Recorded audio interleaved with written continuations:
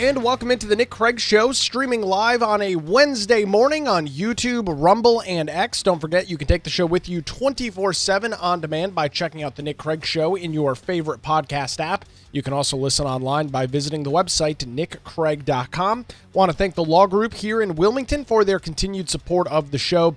You can visit them online at lawgroupnc.com. More details on them later on in the program this morning.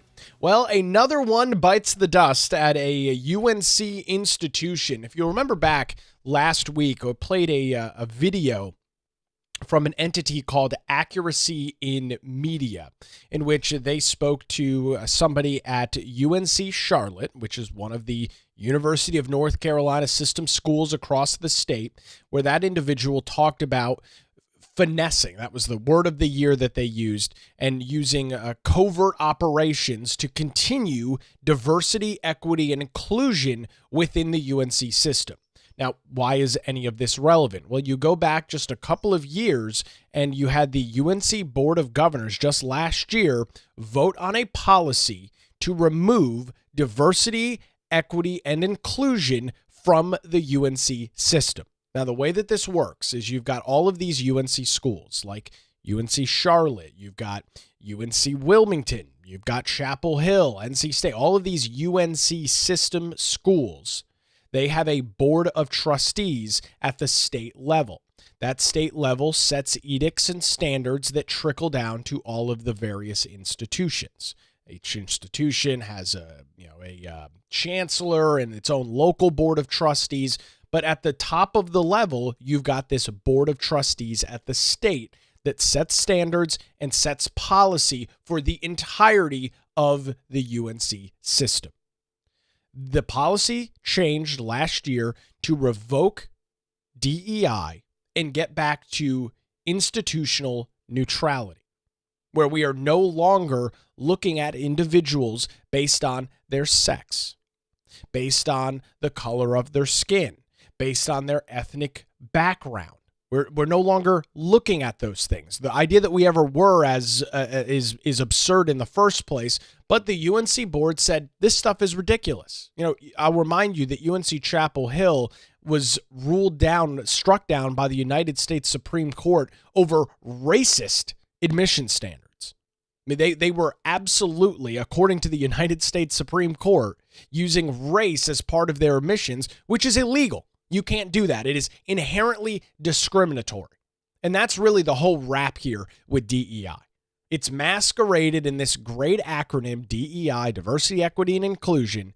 Great acronym. Everybody loves talking about it on the left. They think it's the greatest thing since sliced bread that's existed. But inherently baked into DEI are incredibly, in many cases, incredibly discriminatory standards. Now, the phrase DEI inherently is not discriminatory, but the individuals that have taken up this charge, the individuals that have been put in positions of power to roll out DEI, to enforce DEI, whether we're talking about a private company or a public institution like a UNC school, those individuals are far left progressive radicals. They are absolutely radical in their beliefs and their thoughts, and they have used the avenue of DEI to push forward incredibly discriminatory standards, policies, and practices. That has been obvious and evident for many years now. It's not unique to North Carolina. It is a countrywide issue. We've all seen it unfold on social media. We've all watched this unfold right in front of our very eyes. We've seen the kind of disgusting and hateful rhetoric that comes out of so-called diversity, equity, and inclusion. Over the last couple of years, it's been kind of a growing trend.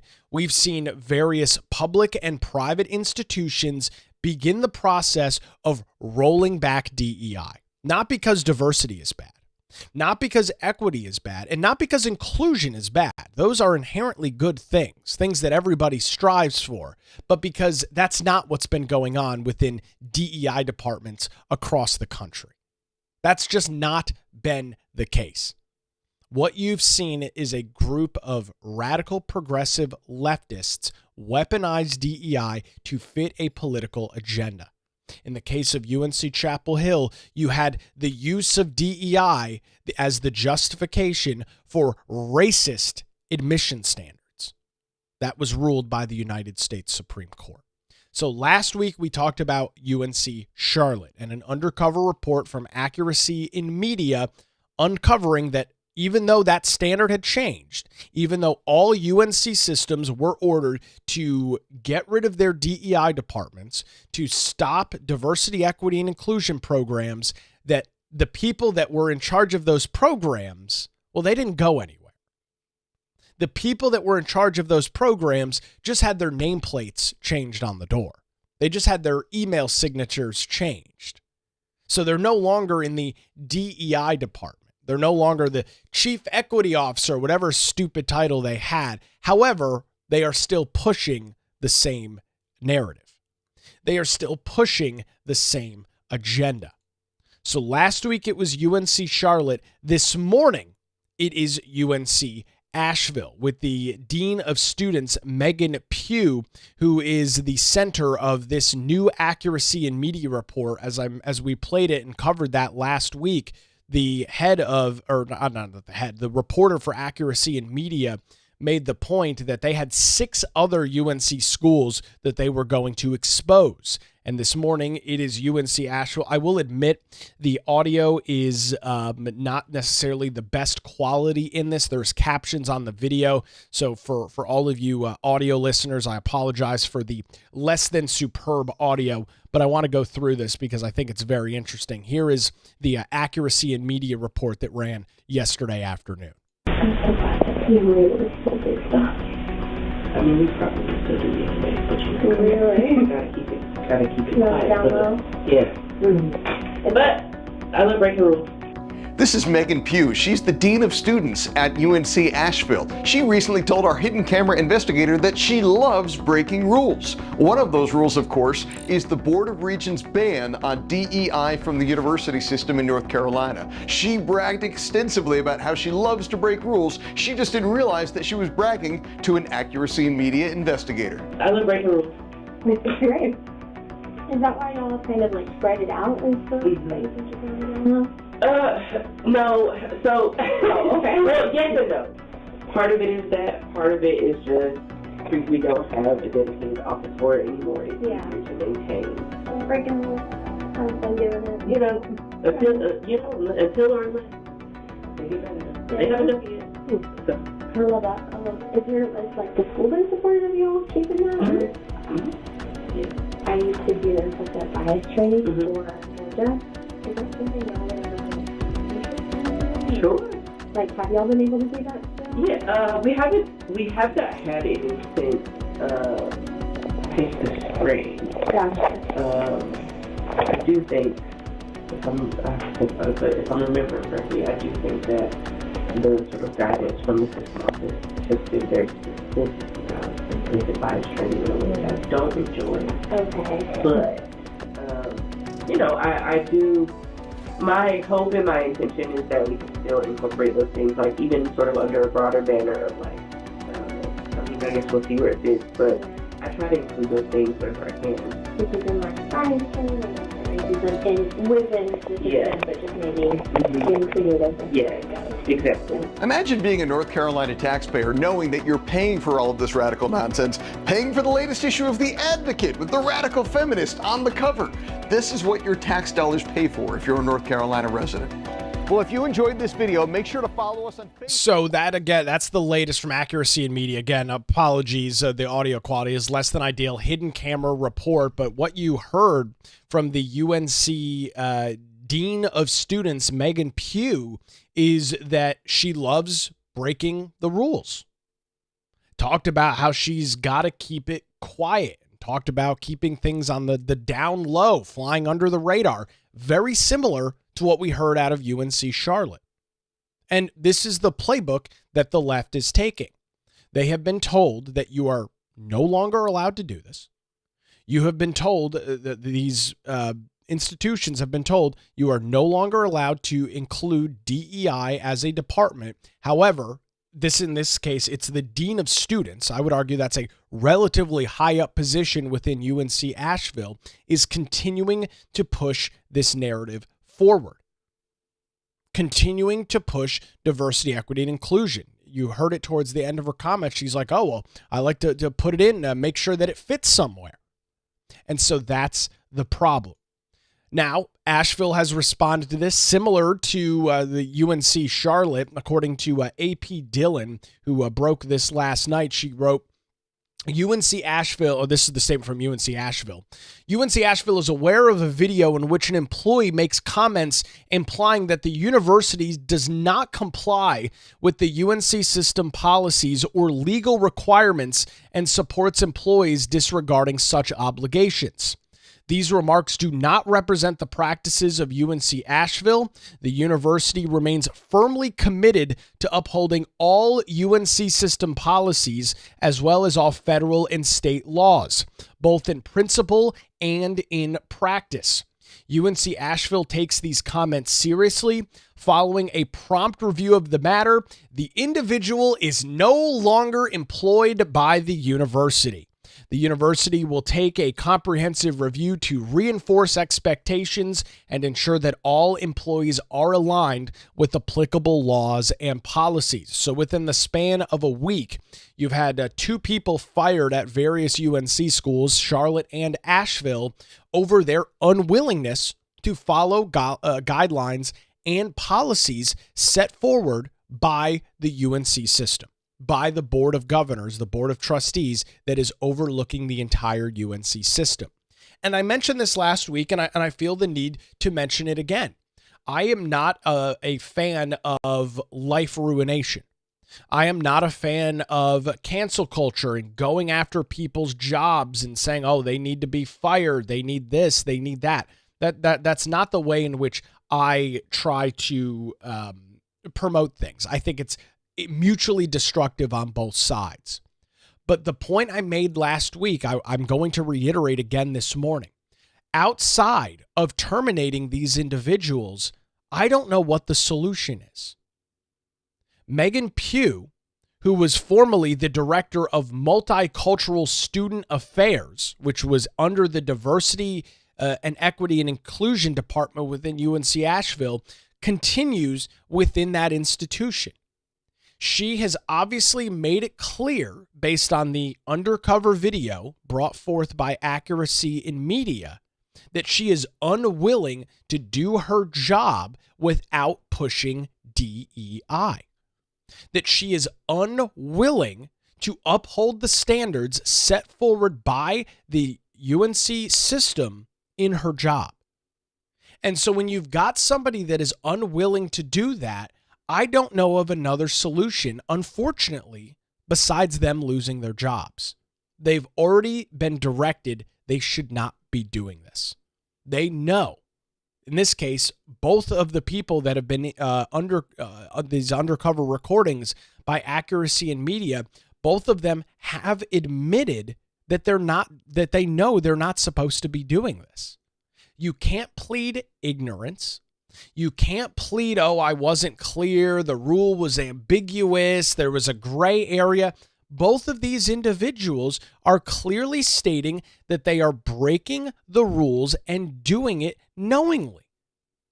And so when you've got an employee of the state, I'll note, right, we are not talking about a private school. We are not talking about a private entity that is allowed to operate in any manner that it wants. We are talking about a taxpayer-funded university system. And when you have employees in a taxpayer-funded system that refuse to follow the rules and procedures and guidelines set out, they need to be fired. It's really that simple. It's not life ruination. It's not cancel culture. You're not following the procedures put in place by your employer, which in this case is the citizens of North Carolina.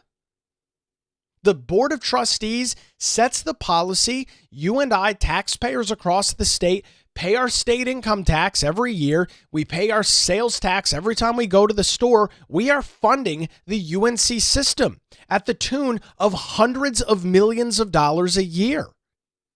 And so if you're going to blatantly ignore and blatantly disregard those policies, you're going to get fired.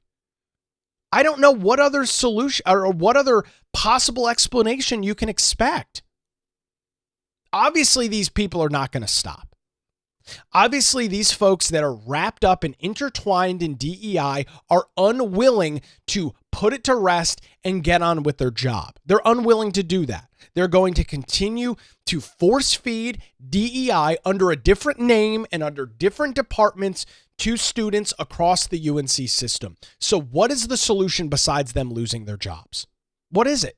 I have yet to see anybody lay out what you do. You suspend them, put them on administrative leave. They're obviously going to continue to do it because once again, they are radical ideologues. These are far left progressive activists that are in positions of power throughout the UNC system. And that's no surprise. You've seen what's going on in so-called higher education over the last couple of years. It's really been exposed and brought to the forefront. This is not surprising. This is not shocking at all. And just to kind of show you the radical nature of this individual, here's the same person, Megan Pugh, from 2021 when she was the director of Multicultural Student Affairs. This was a Zoom meeting that she held. But before we get started and I formally introduce our guest, I'd like to honor those lost to white supremacist violence, names and stories known and unknown, with a moment of silence. So we will begin now.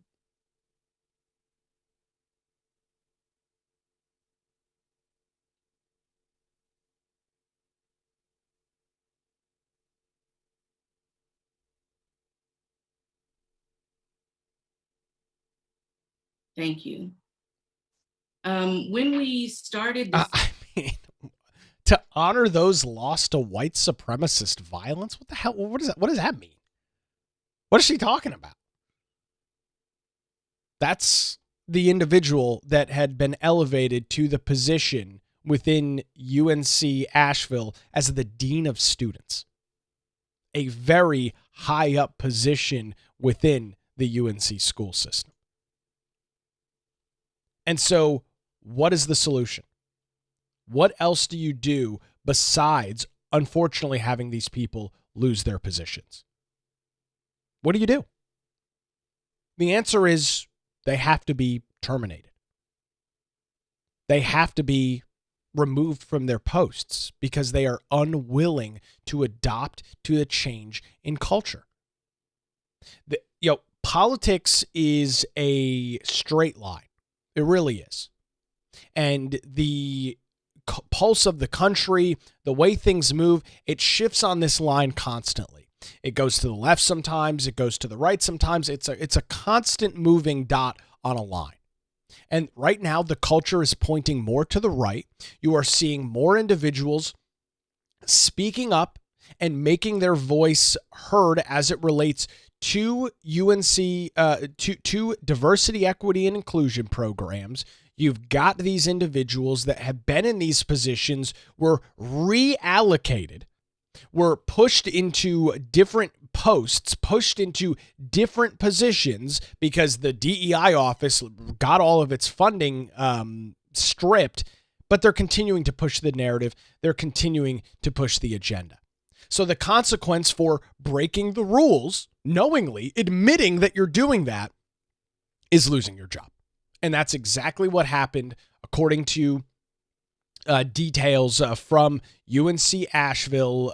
They put out that statement that I just read. They do not support the policy. And with that, they have decided that the solution is that for this individual, she's losing her job. Very similar to what you saw out of UNC Charlotte. And it's a bold move for these schools. I'm glad they're doing it, but genuinely, I'm surprised that they are. I'm genuinely surprised that these positions are being terminated as quickly as they are. I would have expected that the schools would try and push this under the rug, that schools would try and find a way to claim that these videos are out of context, that, these recordings don't indicate the full story. But the school system's been very quick. And to their credit, they have been. Now, again, they can see the changing tide. They are aware with what's going on at both the national and state level. They've seen the executive orders come out of the White House. They've seen the policy decisions, changes out of the Board of Trustees. And the reality is the grift is over, at least for right now. Does that mean it's permanently done? No, I don't think so. These things ebb and flow, right? What is very unpopular right now could be very popular 5 years down the road. But for the time being, DEI is on the out. And I'm very satisfied that that's the case. I think these policies are inherently discriminatory. These policies create an incredible amount of division and divisiveness within groups of peoples for seemingly no reason. I mean, for absolutely no reason, but for the fact that liberals can pat themselves on the back and say, good job. We did DEI. We beat the man. We did our DEI thing. We did our implicit bias training. We held our moment of silence for victims of white supremacist violence, whatever the hell that means. So they can pat themselves on the back, talk about to their friends about how great of a liberal they are and how good they are in pushing all of these agendas and policies forward. And that's where we are. That's where things stand right now. The tide is in fact changing. And if you want to be in the UNC system, if you're going to be a professor or a dean of students or the head of a department, and you're going to knowingly break the rules, admit to doing so, talk about doing things in a covert, under the radar, secret nature, and it's exposed, you're going to be fired. That's the standard that has been set. And presumably, at least according to accuracy in media, there's at least a few more of these coming. Potentially 4 to 5 more of these videos coming out over presumably the next couple of weeks. What exactly those are going to feature, what the reactions are going to be, remains to be seen. But the standard has been set in Charlotte. The standard has now been set in Asheville. And it's going to be very interesting to see not only how the additional schools respond if in fact these accuracy and media reports do come out, but what does the UNC system Board of Trustees do? Because they're kind of in a tough spot. And I mentioned this when we talked about the story in Charlotte last week. It is impossible for them to enforce something like the DEI thing. Now, yes, they can enforce it. They can make sure that the DEI departments are gone. Absolutely. But how do you make sure that the teachings still don't continue? How do you make sure that radical progressives that were once in those DEI positions are not continuing their progress, not continuing their efforts in a different vein? That's the problem that the UNC Board of Governors has. And there's no really great solution. It takes these undercover reports. It takes somebody blowing the whistle for any of this stuff to come out, because they'll never admit to it publicly. They will not put it in writing. They will do their best to masquerade it into other departments and find ways to rename it. You really have to dig deep to find this stuff out. And in some cases, you really have to read between the lines to figure out exactly what is happening. It's a very tough problem for them to solve. There is no silver bullet. There is no one-size-fits-all solution to it. But it's going to be interesting if there's in fact more of these videos that exist, how the Board of Governors handles this in the weeks and months going forward. They've already set the policy. I'm not sure what more they can do, but I can imagine it will probably be a pretty significant piece of discussion when they meet next time. They have a meeting. They meet every couple of months or so. So I can imagine at their next regularly scheduled board meeting, there will probably be some pretty substantial discussion on this. This is once again like the Charlotte story. It's making national news. There's a Fox News story on it. Accuracy in Media is a pretty well-known group, and now I guess you just kind of wait and see and watch how this process unfolds. We'll have a full link to this in our show notes over at patreon.com/Nick Craig. You can also get all of the details at AIM.org, Accuracy in Media, AIM.org. We've got a lot more to get into on this Wednesday morning, but before that, when legal challenges arise, make sure you put your trust in the Law Group in Wilmington. Since 2003, their experienced attorneys have provided high-quality, affordable legal services across Eastern North Carolina. Whether you're in a situation where you're facing a divorce, navigating real estate transactions, or maybe you need a strong defense, the Law Group has your back. Their dedicated team ensures your questions are answered and issues are resolved promptly. Great news, they're located in downtown Wilmington and just a free phone call away at 910-251-6088, or you can visit them online at lawgroupnc.com. That's 910-251-6088, or their website, lawgroupnc.com. The Law Group, experience and dedication you can rely on. I used the Law Group back almost 5 years ago to purchase my house and go through my real estate transaction. Phenomenal experience with them. Give the Law Group a call today, 910-251-6088. On the other side, there is some controversy brewing as Elon Musk is calling out President Donald Trump's big, beautiful bill. We'll have details on that as the Nick Craig Show continues live on a Wednesday morning, YouTube, Rumble, and X, and 24/7, wherever you get your podcasts.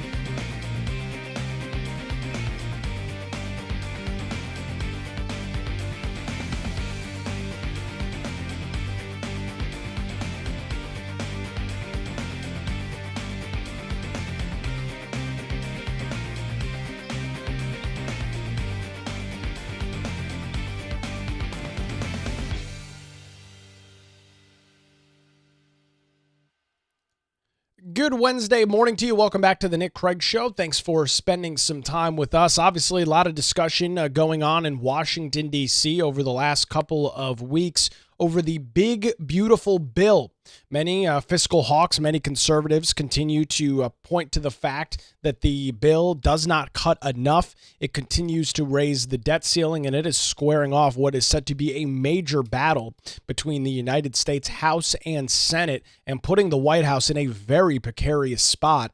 Elon Musk, who for the last 100 plus days spent his time as a special advisor to President Donald Trump, leading the charge in the Department of Government Efficiency, stepped back last week. His time, I think it was 130 days, 140 days is the length of time that a special government employee is allowed to operate. He has now stepped back from the federal government. Doge, the entity, does still continue, but Elon Musk is no longer at the helm. Musk really voicing his concerns yesterday, putting out a post yesterday afternoon on X, his social media platform, that reads as follows: "I'm sorry, but I just can't stand it anymore. This massive, outrageous, pork-filled congressional spending bill is a disgusting abomination. Shame on those who voted for it. You know you did wrong. You know it." And that is the commentary from Elon Musk, very strongly worded as it relates to this spending bill that does continue to beg a lot of questions. We've watched the work that has gone on with Doge over the last couple of months. We have watched the efforts that have been taken by Musk and his team to try and get the government back on track. We have watched the attempts be made. And it's been incredibly frustrating for many folks as they have seen, especially, and I'm going to call out the president because he's the one who is leading the charge on this big, beautiful bill, who does not seem to be taking some of these cuts seriously. I mean, you look at the U.S. debt clock, it's very obvious that we're sitting in a major problem right now. We're $36.9 trillion in debt, and it continues to go up every single second. You're looking at a debt of over $323,000 per taxpayer on the national debt.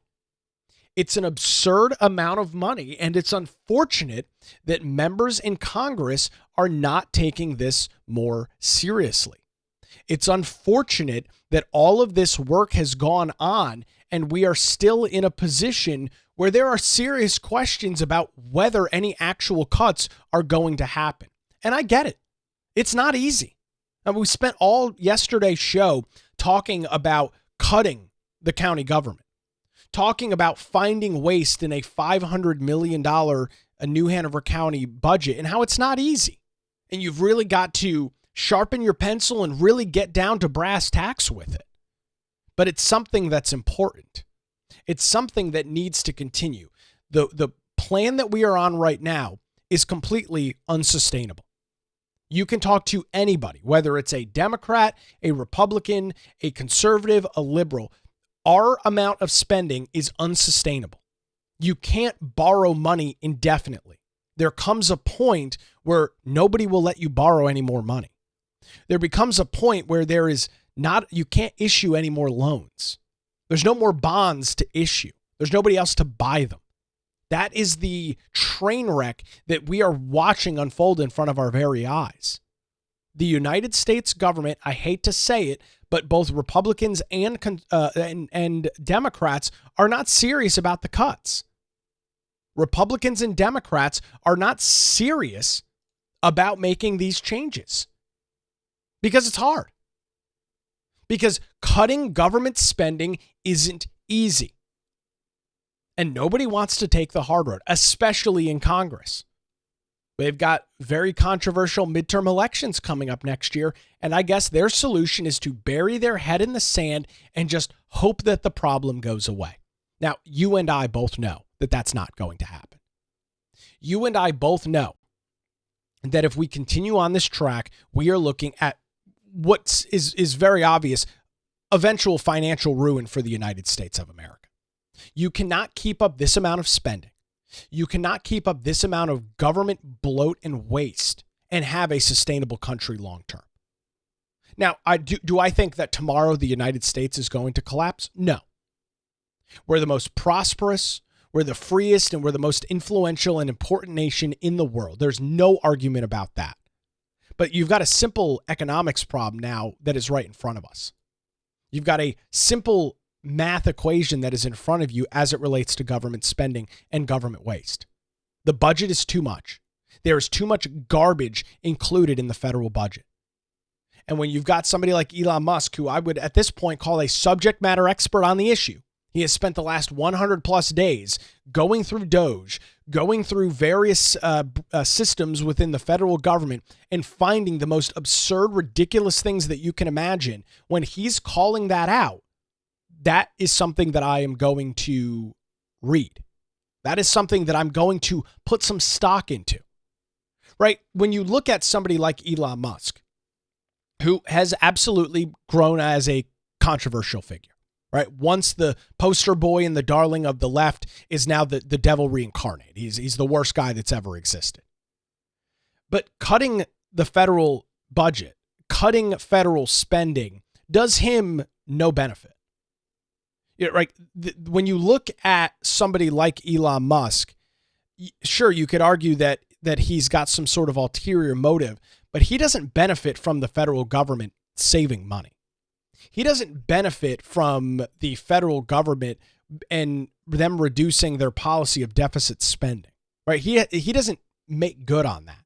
He doesn't get to go to his voters because he's not an elected official. He doesn't get to go to his voters and say, I saved this, that, and the other, right? It's a zero-sum game for him. And so when you've got an outside influence and an outside source like Elon Musk that is calling out this bill, saying that it is bloated, saying that it is massive, outrageous, and pork-filled, calling it an abomination, that's something that causes my radar to go up. Mike Johnson was asked about this yesterday afternoon. As you can imagine, he did not have the same feelings that the Tesla and X CEO has. Yeah, let me say this. It's very disappointing. Okay, I've come to consider Elon a good friend. He's obviously a very intelligent person, and he's done a lot of great work. With all due respect, my friend Elon is terribly wrong about the one big beautiful bill.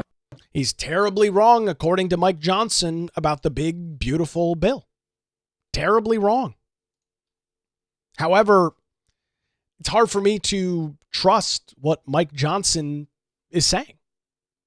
It's hard for me to listen to those comments, having read about the budget, having read about some of the stuff in the big beautiful bill that is being pushed, again, by President Donald Trump.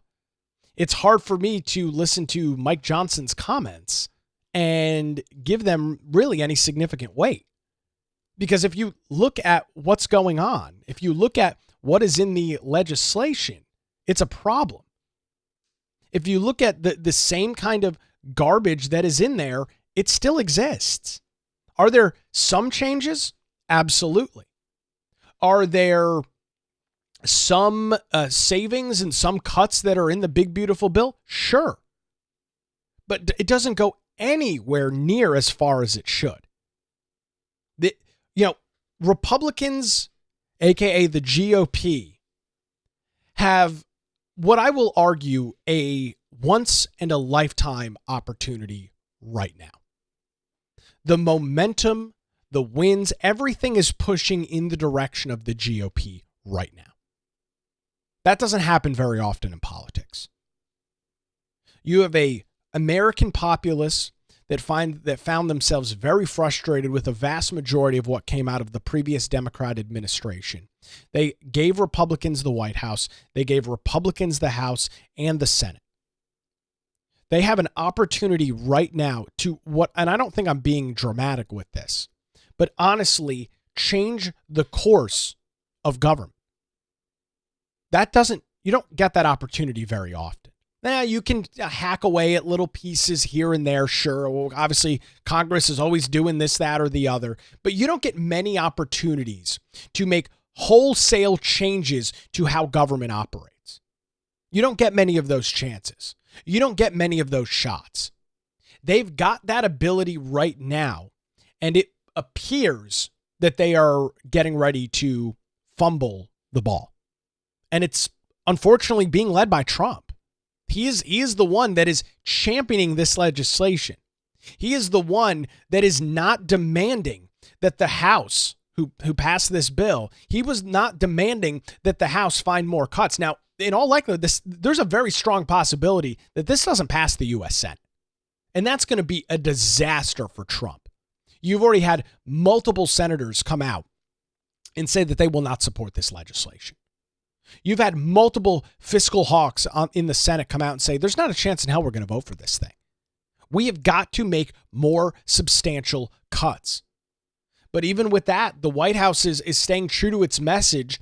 White House Press Secretary Caroline Leavitt was asked earlier this week whether Musk's criticism affects President Donald Trump's attitude towards the bill, given Musk's previous status as an advisor to President Trump, a special government employee. And she said, quote, "Look, the president already knows where Elon Musk stood on the bill. It doesn't change the president's opinion. This one big, beautiful bill, and he's sticking to it." And so I guess that's what's happening. Now, I understand that things don't happen very rapidly in Congress. I'm not ignorant to the fact that wholesale change doesn't happen immediately. But the Republicans have a very small political window right now where they can get a lot done. They have got a position right now where they can not only handle government spending, which is the problem, and also deal with the deficit. Deficit spending is how the United States has operated for at least the last 30 years, for the most part. Deficit spending. You are spending more money than you are collecting, right? You deal with this in your personal budget, your personal finances every month. You make $1,000 a month. That's the most that you can spend. If you spend more than $1,000 a month, well, then you have to borrow that money. You either have to have a loan or a credit card or something to put that money on because you only made $1,000 last month, right? That's the most amount of money that you made. So that's the most that you can spend without borrowing. The federal government continues to borrow trillions of dollars. The federal budget continues to balloon at a rapid rate. And I don't know what this, I don't know what the game plan is right now. I obviously, I think President Trump is serious about, I think the president's serious about government spending. It's obvious that he's serious about DOGE and serious about government cuts. He would not have brought somebody like Elon Musk so close to him. He would not have brought him into his inner circle if he wasn't serious about it. And so it's very interesting that this is unfolding the way that it is, because Trump's not acting two-faced on it. I don't think that's the case, but he just doesn't seem to be taking it as serious as some other folks. I mean, not only does this bill add trillions of dollars to the deficit, but it doesn't make substantial cuts that have been discussed now for months.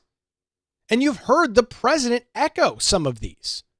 You had his joint address to Congress earlier this year where he spent 30 minutes going through all of the various waste and nonsense from USAID and all of these other programs that was being cut out of the budget. So he appears serious about it. He appears that he wants to do it. And I don't really understand why this is going on. Trump is obviously probably not happy with what Elon Musk is saying. Trump is a big loyalty guy. So I would imagine that relationship is probably going to be not destroyed, but there's probably going to be some tension within that relationship going forward because Trump is putting all of his chips, he's all in on this big, beautiful bill. He is putting it all out on the table for this legislation. And if it's unsuccessful, if multiple Senate Republicans, who we've already heard from a couple, stonewall this effort and block this from moving forward, it is going to be a major loss, a huge political blow to President Donald Trump. And when you've got, people like Rand Paul and Thomas Massey and other folks that have continued to call this stuff out, it's going to be very interesting, what we see. Here is the Senate leader in John Thune. He is the Republican majority leader in the United States Senate. He was asked about these comments yesterday, just like Mike Johnson. This is what he had to say. You criticize the Democrats saying they're going to fight against this with everything they've got. That doesn't seem to be your problem. Elon Musk seems to be your problem. Absolutely torching this bill here, saying everybody who voted for that should be ashamed. Well, look, we obviously respect everything that Elon did with Doge. On this particular issue, we have a difference of opinion. And I think it's rooted in the fact that he's accepting the CBO assumptions that are built upon a static scoring assessment of the effect, the macroeconomic effect, growth effect, that these changes will have on our economy. And all the modeling that we've seen suggests that the changes that are being made in the tax policy, particularly making permanent bonus depreciation, interest deductibility, R&D expensing, are going to lead to significant growth.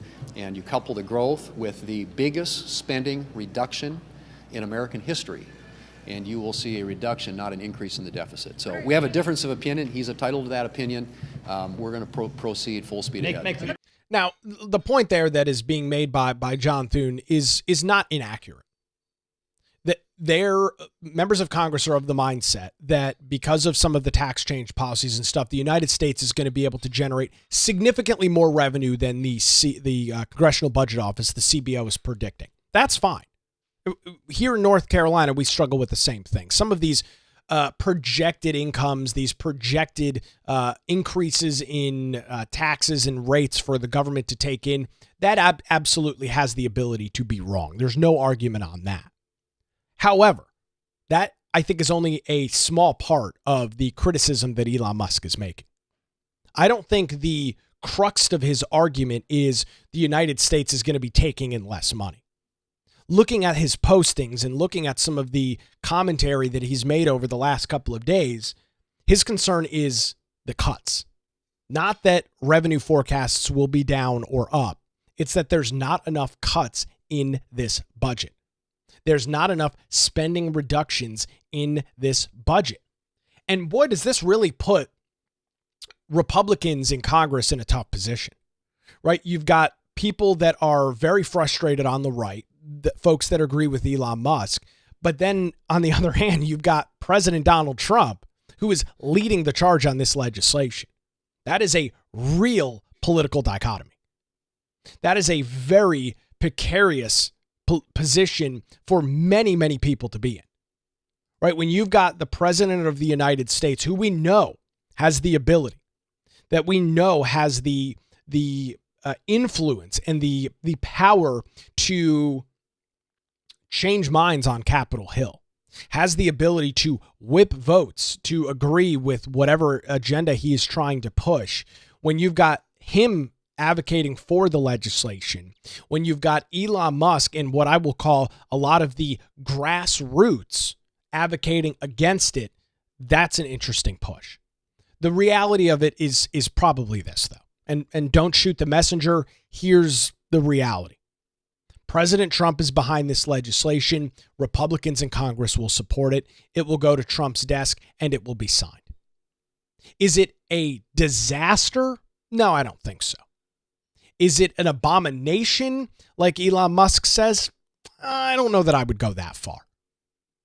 Is it good? Is it a good start? I think so.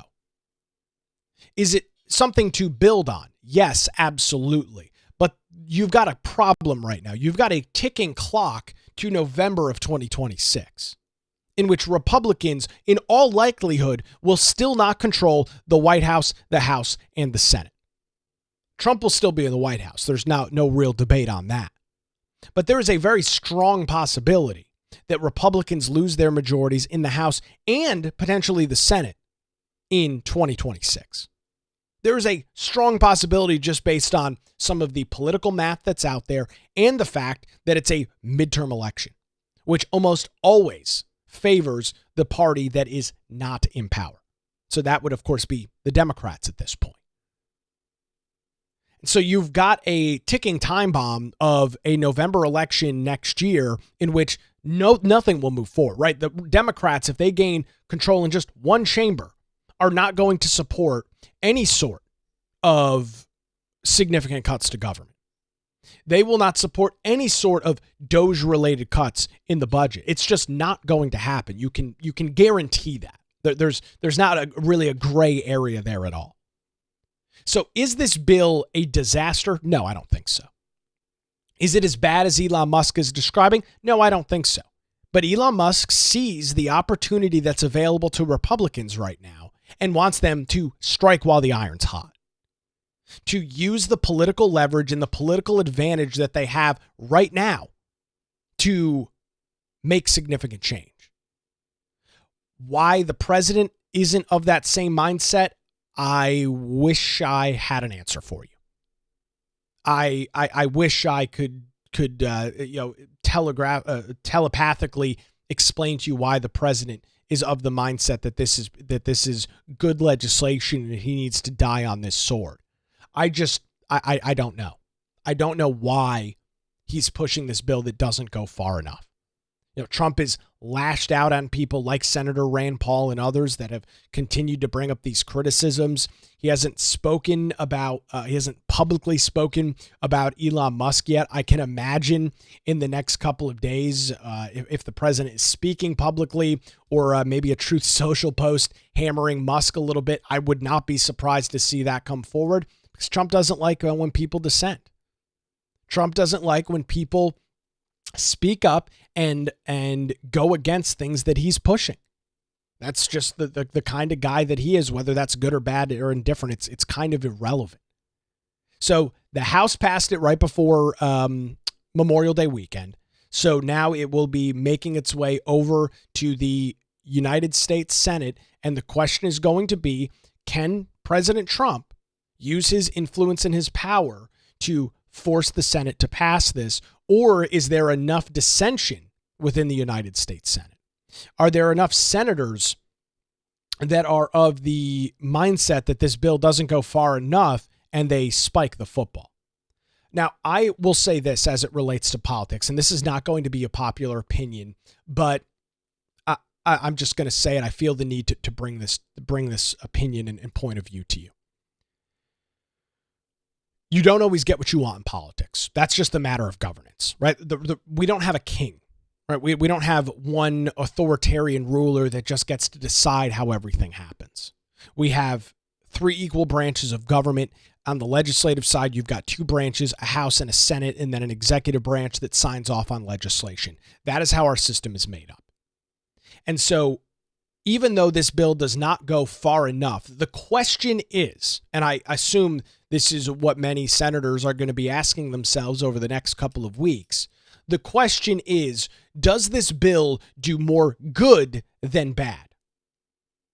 Does this legislation provide more wins than losses?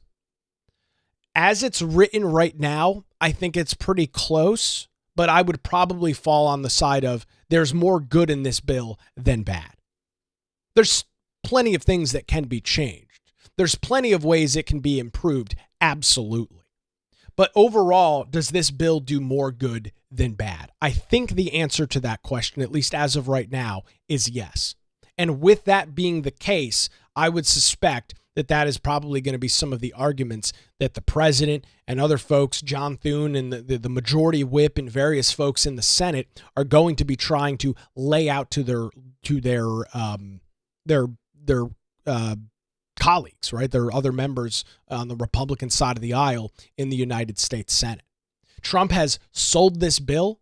He has promoted this big, beautiful bill since before he was even inaugurated, talking about how he was going to do this in one piece of legislation. And who knows? Maybe this looks a little bit worse on paper than it will in practicality. I would just suspect, with the president being so strong behind this, with the House and Senate for the most part being unified on it, Mike Johnson's in favor of it, John Thune's in favor of it, which should be a little skeptical right there anyway. But nevertheless, I would suspect that this probably moves forward. Whether you think that's right or wrong is kind of irrelevant to the discussion. So I've kind of held off on talking about the legislation because things are not cemented in stone. There is an opportunity for the Senate to make amendments if they want to do that. So I just haven't really bothered to dig into it yet. I've been keeping up with it, but I haven't done a full-on discussion yet because there's still a rather large amount of uncertainty as it relates to it going forward. It has passed the House. It's in the Senate. We're seeing some dissension. Elon Musk, Rand Paul, some other folks, and the president, according to Press Secretary Caroline Leavitt yesterday, is full steam ahead with this thing. So we'll have to continue to watch and see, and encourage you, if you've got any thoughts on the big, beautiful bill, some of the comments from Musk, you think he's in the right or in the wrong, you can, of course, always leave a comment on our YouTube channel. You can leave a comment on the social media as well if you want to comment on that as well. Looking at some of our comments from yesterday's show, of course, the big discussion being the major property tax increase across North Carolina. Cindy commenting on our YouTube feed yesterday saying, quote, "Such a smart way to simplify this drastic budget increase. Tom's comments echo many of my neighbors' fears. How can commissioners not even see a budget neutral and feel good about displacing elderly residents on a fixed income? And the smoke and mirror of the employees presenting the $8 million loan is unacceptable."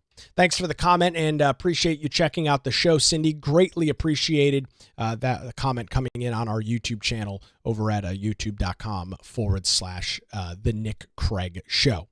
Don't forget that you can support the show financially if you believe that you are getting some value and you want to come alongside and support the show. Get access to daily show notes and more. Head on over to patreon.com/Nick Craig. Once again, thanks to the Law Group here in Wilmington for their continued support. Visit them online at lawgroupnc.com. That's going to do it for a Wednesday edition of the Nick Craig Show, streaming live on YouTube, Rumble, and X, and 24/7 wherever you get your podcasts.